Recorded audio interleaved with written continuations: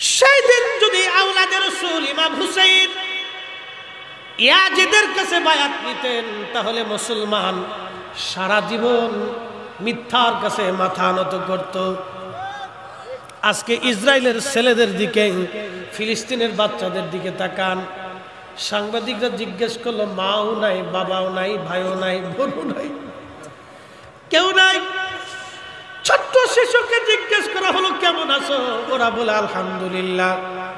খাও কি, বাসস্থান কি? বলে হাসবুনাল্লাহু নি'মাল ওয়াকিল, নি'মাল মাওলা ওয়া নি'মান নাসির। চিৎকার মেরে জোরে বলেন আল্লাহু আকবার। সাতক্ষীরাবাসী, আমাদের দেশের ছেলেদেরকে আপনি 10 জন নবীর নাম জিজ্ঞেস করেন, অনেক বাচ্চারা বলতে পারবে না। কিন্তু ফিলিস্তিনের বাচ্চারা, সন্তান বাবা শহীদ হয়েছে, মা শহীদ হয়েছে, তারপরেও বাক্য বলে আলহামদুলিল্লাহ, হাসবুনাল্লাহ নি'মাল ওয়াকিল। ফিলিস্তিনের বাচ্চারা এখনো মাথা নত করে নাই, কারণ আওলাদে রাসূল ইমাম হুসাইনের শিক্ষা আমার নরের উম্মত জীবন দিবা, জীবন চলে যাবে, সন্তান চলে যাবে, রাষ্ট্র চলে যাবে, পরিবার চলে যাবে, সমাজ চলে যাবে, সব ব্যক্তি হয়ে যাবে আলাদা, আত্মীয় স্বজন পার হয়ে যাবে, কিন্তু মিথ্যার কাছে মাথা নত করা যাবে না। আজকে দেখাই দিল ফিলিস্তিনের নারীরা, সন্তান শহীদ হয়ে যায়, বোরকা ছাড়ে না, স্বামী শহীদ হয়, তারা হেজাব ছাড়ে না। আর আমার দেশের নারীরা বোরকাই পরতেই চায় না, হেজাব তাদের মাথায় থাকে না। তার মানে আমরা নামে মুসলমান, কাজে মুসলমান হতে পারি নাই। কথা বলেন ঠিক কিনা? বুঝে যান মুসলিম কাকে বলে। তেলের গাড়ি তেলে চলে, হাওয়ার গাড়ি হাওয়ায় উড়ে,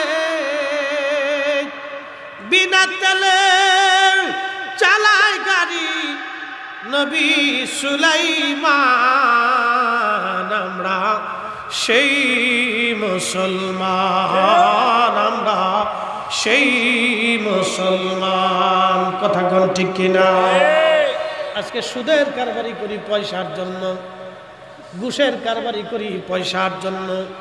আপনাদেরকে বলি, আজকে বলে দিয়ে যাই, একজন ব্যক্তি যদি সুদের কারবারি করিয়া 100 কোটি টাকার মালিক হয়, 100 কোটি টাকার মালিক হওয়ার পরে সুন্দর মনোরম একটা প্রাসাদ স্ত্রীকে বানাই দিল, সন্তানদেরকে সুন্দর বিল্ডিং বানাই দিল, দামি দামি গাড়ি দিল।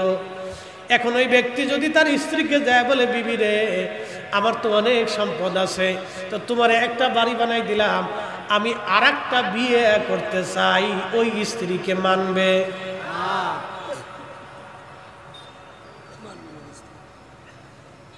কথা বললে কেন মানবে? তাহলে ওই স্ত্রীর জন্য সুদ খেয়ে ওই বেটার জিন্দেগি শেষ। দুনিয়াতে যদি অন্য স্ত্রী না মানে, তো আখিরাতের হালত কি? Zero zero zero. ও আসলেই বুকা, ও আসলেই বুকা। আর আপনাদেরকে বলে দিয়ে যাই, যেই সন্তানের জন্য সুদ ঘুষ খাইয়া, হারাম খাইয়া 100 কোটি টাকার মালিক হইল, ওই লোকটা ধরেন তার আর একটা স্ত্রীর প্রয়োজন, তার এই স্ত্রী মারা গেছে, ধরেন আর একটা স্ত্রীর প্রয়োজন, ছেলে মেয়েরা বড় হয়ে গেছে, ওই ছেলেদেরকে ডাক দিয়ে যদি বলে, বাবারা আমার আর একজন স্ত্রীর দরকার, আমি বিয়ে করতে চাই, রাত্রিবেলা গোপনে ছেলে যায় গলার মধ্যে ছুরি ধরে বলবে, বুড়া কালে যদি অকাম করবার চাও, বুড়া তোর জিন্দেগি শেষ করে ফেলব। ঠিক বললেও ঠিক, না ঠিক বললেও ঠিক। খোঁজ নিয়ে যায় দেখেন, ওর জিন্দেগির 16 আনার 16 আনাই শেষ। দুনিয়াতে যদি না পান, তাহলে হাসরের মাঠ কত কঠিন। এই জন্য কোরআন কতই চমৎকার আমাদেরকে একটা শিক্ষা দিয়ে গেল। একসাথে জোরে বলেন তো আল্লাহু আকবার। ইয়া আইয়ুহাল্লাযীনা আমানু লা তুলহিকুম আমওয়ালুকুম ওয়ালা আওলাদুকুম আন যিকরিল্লাহ।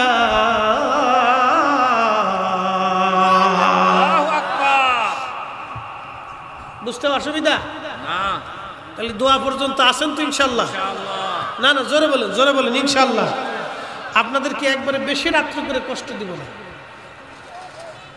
1 ঘন্টা হয়েছে, যদি টাইম দেন তাহলে আরো 15 মিনিট বাড়াবো ইনশাআল্লাহ। হ্যাঁ, আরো 1 ঘন্টা চলবে ইনশাআল্লাহ। রাজি? আচ্ছা, অসুবিধা নেই। দেখি আমরা কদ্দূর যাইতে পারি। এই যে কোরআনের আয়াত, এরপর আরেকটা শান শোনাইতেছে, একসাথে বলেন আল্লাহু আকবার। হে ঈমানদার, অ্যাটেনশন। ইয়া আইয়ুহাল্লাযীনা আমানু লা তুলহিকুম আমওয়ালুকুম ওয়ালা আওলাদুকুম আন যিকরিল্লাহ।